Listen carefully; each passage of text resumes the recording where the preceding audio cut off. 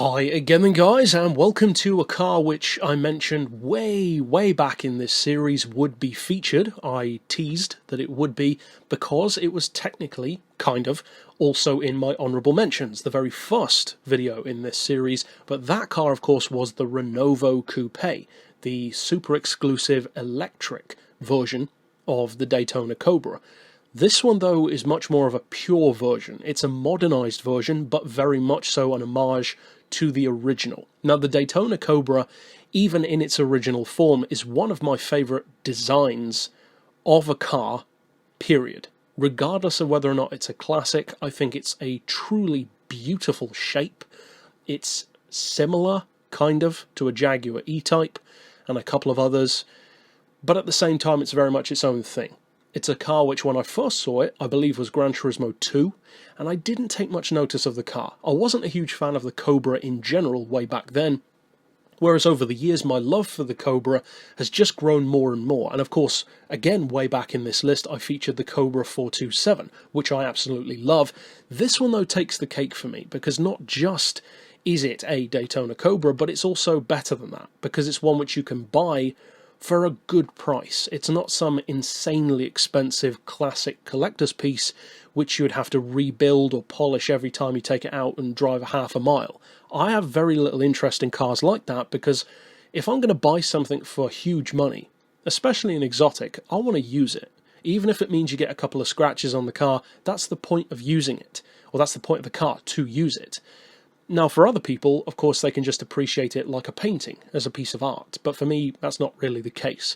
So this car, the Superperformance Daytona, this is the next best thing for someone like me, because it has everything that's great about the original, but it's a modern car. In fact, I believe you can still buy one brand new, because it's a replica of the car. Now, I believe the engines can vary if you want them to, although the standard is a fairly obvious around 4.7 litre. I think they have somewhere in the region of about 510 horsepower, something like that if memory serves. And the performance is very good, about 4 seconds to 60, around 200 miles per hour. So it's fast. It goes without saying, it's fast, real fast. But again, to me, like in a funny kind of way, the Cobra 427, as different as that car is to this one, it's also similar. Because the original Cobra is a pure hot rod of a sports car. Bare bones, it's almost like a bobsled with a massive engine. It's like a go-kart, but the most brutish go-kart you can buy.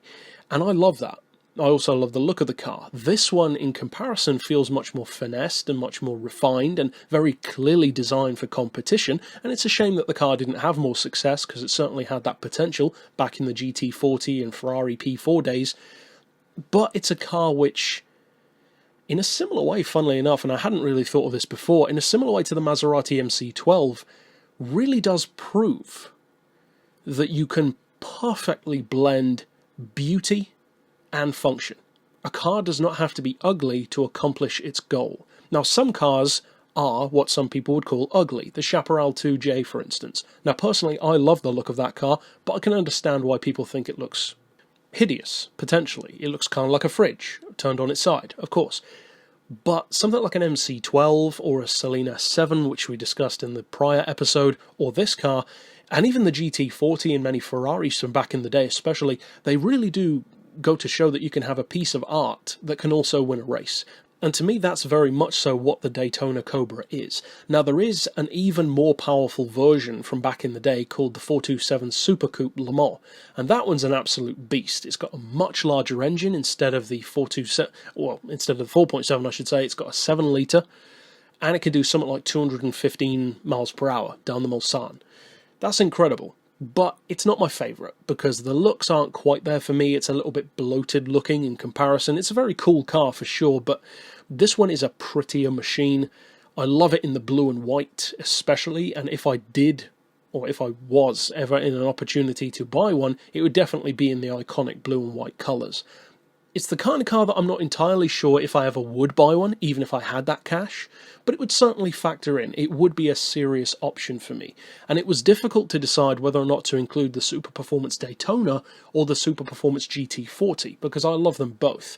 And of course, I ended up having the GT40 again as an honourable mention, because the The Daytona has some little extra advantages for someone like me where it would just be more comfortable, because the Daytona has pretty decent headroom as well, and although for many people they don't need to worry about that, for some like me I do. So a GT40 is never going to be a comfortable experience for me, whereas a Daytona could genuinely be. Plus, I like the fact that it has that smaller, more sprightly, more rev-happy engine in comparison to a much bigger, say 6 or 7 litre, and it's perfect for this car. It's smaller, it's lighter, it's got that more cornering bias to it. It can be a handful, of course, in wet weather especially, but it's just a gorgeous car, and it's a type of car which, as I've discussed before, and as I will do again doubtless, it manages to show that if you do bring back old school retro designs, people will buy them.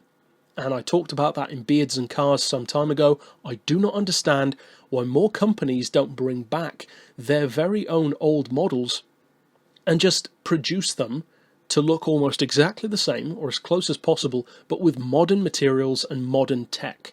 Something like an old Ford Woody, but with a modern EcoBoost engine. It's literally the best of both worlds, and that's what something like this car goes to prove. I love it for that. I love the Daytona in literally all of its forms, but for me, the attainability of the Super Performance version just puts it over the edge to easily outdo the original, because the original you're going to be paying millions for, whereas this one you can buy for around 100 grand or so, which in comparison is a steal. So that's it for this pick overall. Gorgeous car. I know a lot of you guys love the Daytona as well. It's an iconic car for a reason. It's a really good one. But if you want to check out others in this list, you can click through at the end to do that. And for now, as always, thanks for watching.